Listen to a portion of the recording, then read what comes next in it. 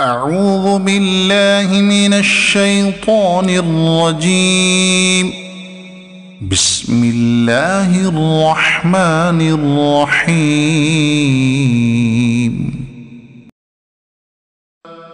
وإذا ضربتم في الأرض فليس عليكم جناح أن تقصروا من الصلاة إن خفتم أن يفتنكم الذين كفروا إن الكافرين كانوا لكم عدوا مبينا. وإذا كنت فيهم فأقمت لهم الصلاة فلتقم طائفة منهم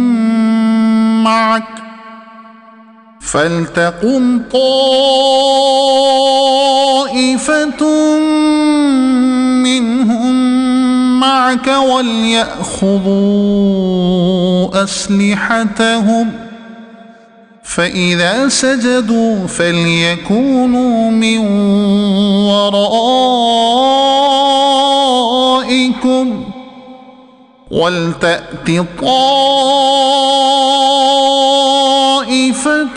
أخرى لم يصلوا فليصلوا معك وليأخذوا حذرهم وأسلحتهم ود الذين كفروا لو تغفلون عن أسلحتكم وأمتعتكم فيميلون عليكم ميلة واحدة ولا جناح عليكم إن كان بكم أذى من مطر أو كنتم مرضى أن تضعوا أسلحتكم وخذوا حذركم إن الله أعد للكافرين عذابا مهينا.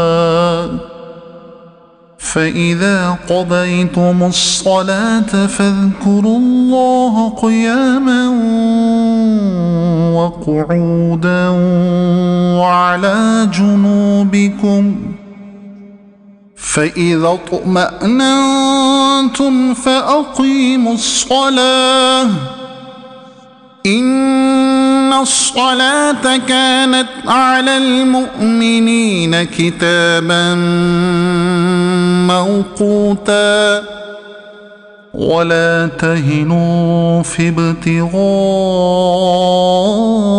القوم إن تكونوا تألمون فإنهم يألمون كما تألمون وترجون من الله ما لا يرجون وكان الله عليما حكيما.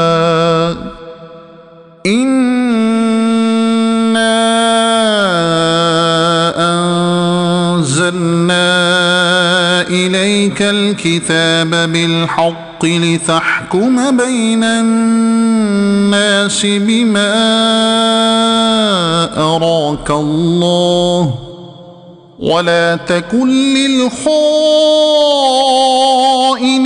خصيما واستغفر الله إن الله كان غفورا رحيما. ولا تجادل عن الذين يختانون أنفسهم إن الله لا يحب من كان خوانا أثيما. يستخفون من الناس ولا يستخفون من الله وهو معهم إذ يبيتون ما لا يرضى من القول وكان الله بما يعملون محيطا ها أنتم هؤلاء